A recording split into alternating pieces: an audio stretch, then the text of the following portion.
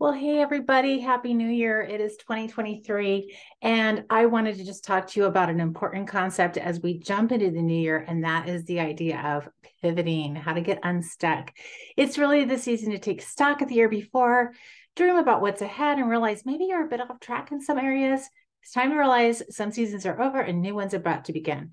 Like I said, I'm Lisa Nearing from True North Homeschool Academy. You might be listening to this on the podcast, Life Skills 101, Life Skills for a Digital Age, in which case you have access to our amazing show notes.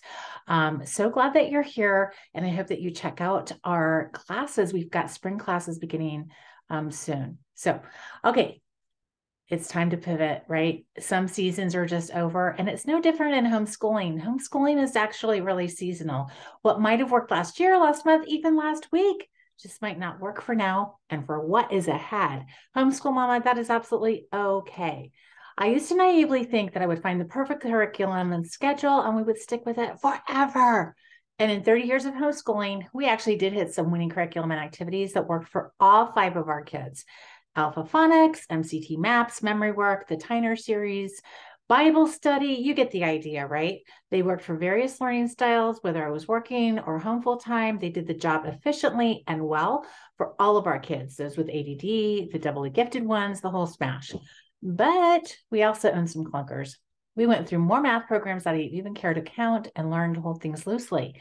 What worked for one kid was a bomb for the next. What worked in Southern California with 2 kids did absolutely not apply to the long, dark winters of South Dakota with 5 kids that ranged in age from infant to high schooler, right? Life is just seasonal. We get sick, we have babies, we move, all those things. So we learned to do the homeschool pivot. Pivot means to shift to a new strategy. There's no shame in that, right? There's nothing wrong with that. Going from strategy to strategy, one that is outdated or doesn't work to one that does work that will get you where you want to go. Pivoting can be big overarching changes or small micro changes, and it can apply to one kid or one subject or everybody. So I want to give you some clues about when it might be a good time to pivot. These are not like hard and fast rules, but just something to think about, okay? So if you're always finding yourself playing catch up, the curriculum or the program moves too fast for the student or your lifestyle, or you don't have the time needed to support the student, that could be a good time to pivot. Pacing is so important in education. And if pacing is a problem, that could be a really clear indication that it's time to make a pivot. If your kids are feeling defeated by the curriculum, it's too difficult or too easy. I talk about this with the Goldilocks principle all the time because it is so valuable. Not too easy, not too hard, one step past comfortable. Correct placement is so important in education, right? So if your kids are feeling defeated by the curriculum, it might be time to pivot. If you are feeling defeated by the curriculum, as the home educator, if you feel stupid or condescended to by the curriculum, you're feeling defeated, it's going to be difficult to drum up enthusiasm for teaching it or motivating your kids to get it done, right? If the curriculum is just too complex or I don't get it, it's just not coming into my house. No matter how many other people love it, if I don't love it, it's not going to happen because I know if I avoid it, my kids will avoid it, right? I mean, there's some circumstances when that doesn't happen, but generally, right? If you've hit a plateau, there's slow or no progress, people are feeling bored, that is an inefficient strategy, right? If your kids aren't growing, if they're bored to death, it is time to change things up. You know me well enough to know not everything has to be bells and whistles when it comes to learning. It doesn't have to be all fun, but you do want to see forward movement. And it means you won't hit your goals for the skills you're working towards if you hit a plateau and you're stuck there, right? Okay, so if only one thing, one subject, one activity, one kid is gaining traction and everybody else is just slowly trailing or even falling behind, like, obviously. And I realize homeschooling is definitely a personalized program. It's very individualized, one of the benefits of it, right? But when we live in a family, we have a little tribe to consider, right? So considering the individual and then considering the group as a whole is what we're doing efficiently targeting more than one person. And sometimes it's okay to just target one person. But if it's consistently only one person's subject activity and everything else is just falling by the wayside, it might be time to pivot, okay? If your kids are giving you a lukewarm or limited response to a curriculum activity, and again, not everything has to be bells and whistles, but look, enthusiasm is not overrated when it comes to education. If the kids can't deal with how uninspiring something is, or you can't, time to pivot. Our brains are created to want more information, to learn and grow and develop. And when we're bored and we hit a doldrum or a plateau, it means our brains are telling us something, right? So we just need to take note of that and listen. If our perspectives have changed, hopefully as a home educator, you're fitting in time for continuing education. And that means podcasts and YouTubes like this one, books, Mom's Night Out. You're entitled to. In fact, I strongly encourage you to take in new information as a home educator. And you might find that what worked before, what you knew before, is changed because of the information that you're taking in. That's great. That means you're learning and growing too, right?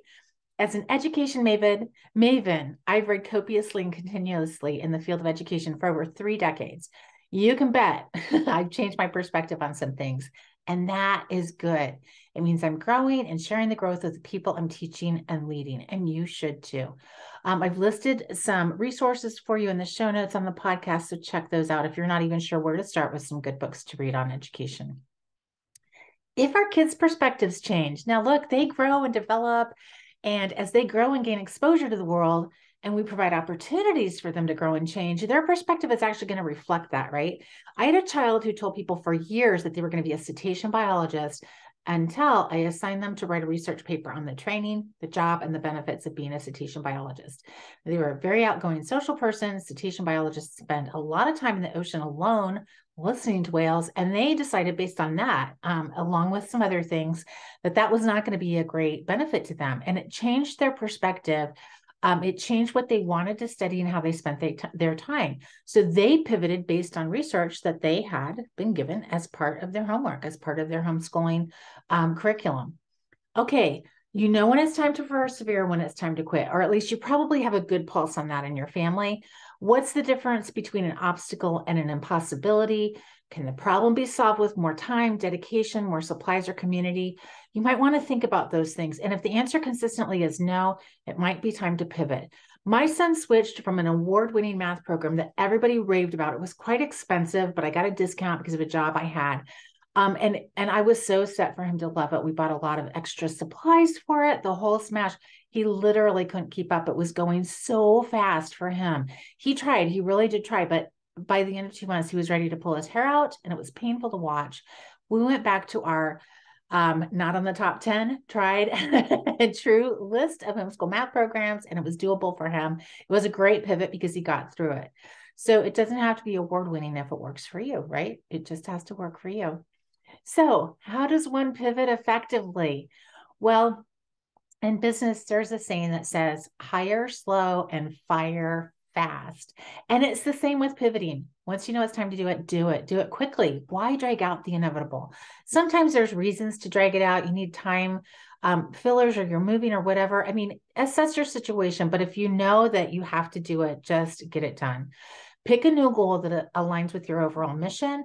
I've linked Know Your Mission with Angie Farrell. We did a podcast on this. Get clear on what your why is for homeschooling, and then choose a new goal that's based on what your why is and aligns with it well, because that's going to really keep you on track moving towards what you want to get to. Now, a pivot can be a small change or a really large one, but you don't have to scrap what you've already done. Look, if you've done a whole semester's worth of astronomy, but you've decided that you don't want to do the full year's worth and your kid's in high school and you're counting credits, give them a half a credit. You don't have to ditch the amount of work or how it's transcribed because you pivot, okay? So you can switch up science and keep math, or move to a dynamic online writing instructor instead of slogging through what you yourself feel like you just can't even deal with. Keep the good stuff, but ditch what's not working, okay? And I would say, listen to your kiddos. Are they learning and growing? Are they excited and enthusiastic for one thing, or are they full of dread and avoidance? My older kids, my 2 youngest, as they got older in high school, they absolutely loved our morning basket time. And so we moved a lot of things around as they went through high school, but we always kept that morning basket because they loved that time together. And so their enthusiasm was really important. And that's, again, such an important component to education. Now, kids will be kids, but again, their brains are wired to want to engage in new, exciting stuff, to learn and discover. That's how our brains are made, right? It doesn't have to be all fun, but you want to make sure you're giving them the gift of working hard and that sense of fulfillment that comes from accomplishment. You know, that's always part of it. But if they're just spinning their wheels or spending tons of time on busy work or feeling like they're wasting their time, make space and listen to them. Okay. And then make sure your pivot represents an opportunity for growth, because that's what education is really all about. Can I get a witness? Right? Pivot towards growth and your overall vision, and you're going to be great. Okay. And again, pivoting might seem like the most overused word of the decade, but it's a great concept and one we need to keep in our toolbox as homeschoolers, because let's face it, we are not going to find the perfect curriculum, class day, or program that will work for every student and every season. Okay, before we get done today, I want to give you some pivoting pro tips, because I feel like I might be the pivoting queen. I have pivoted and pivoted and pivoted in life, and I feel like my strong suit is I don't quit. And part of that is because I keep pivoting. So take stock of what's working, what's not working, and make the changes you need. You don't have to be accountable to anybody else except your spouse and God and your family, but do what's going to work for you and your family. Sometimes we actually need to buy more curriculum. We need to buy more resources, and we need to bring in more challenge, stimulation, or activity to our home. I used to put aside money for mid-year curriculum purchases, because by then we'd been doing stuff for 4 months and we needed a little, oomph to our year to get through the spring. So adding in a fun mid-year class like Entrepreneurship that we offer at True North Homeschool Academy, it can supercharge your entire semester. And who knows, it literally might change your student's life. I would say too, put away what's not working. Nobody has time to waste on busy work and tedium. Quit something that is literally stressing you or stressing your kids out. If it's something in the schedule, if it's food that you're eating, if it's a book you're reading, or whatever, just put it away. Build in white space and margin. This might be one of the best things you can do for your homeschool. Allow your kids to be bored a little bit and find their own space and their own fun. But make sure that you have plenty of time to just let people mull and daydream and think. Okay. And then plan in regular green therapy and get outdoors. The 100 hours outdoors is such a big movement, and I love it. Get outside as much as possible. I would also say, if it's time for a pivot and you just got burned with scholastic things, and I'm not like an either or girl, I'm a both and, right? But make time for life skills. Do the academics, but do the life skills. Clean together, do laundry, shopping, budgeting, gardening together. We have great memories. My kids and I were joking about this, where we had a huge garden for a long time, and we would read while we gardened. And so one summer we read Beowulf while we gardened. Good memories, right?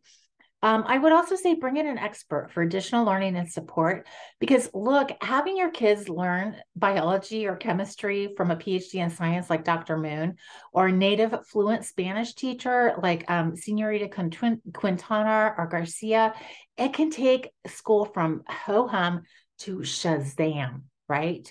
And I also want to just remind you, you don't have to replace A with B. So if you decide to get rid of something because you're pivoting, you can leave that time open and available, right? I want to just encourage you. A lot goes into educating a person, understanding the student, understanding the course of study, understanding the subject and curriculum. But look, as a parent, you are your kid's best resource. I'm going to say that over and over and over. Trust your instincts as a mom and as a homeschooler. But I just want to encourage you to Ecclesiastes 4:9, 2 are better than one, for they have a good return for their labor. If you need someone to affirm your instincts or has gone before you, and really, who doesn't? Our academic advising and performance series test can help you know where you're starting from and give you a clear, actionable, and affordable plan moving forward. It's the new year. That's always exciting. And as we begin it, I want to give you permission, if you feel like you need it, to pivot. Here's to what's ahead. Lisa Nearing at True North Homeschool Academy. I'd love to hear from you. Let me know what you thought of this podcast, and I will talk to you next week.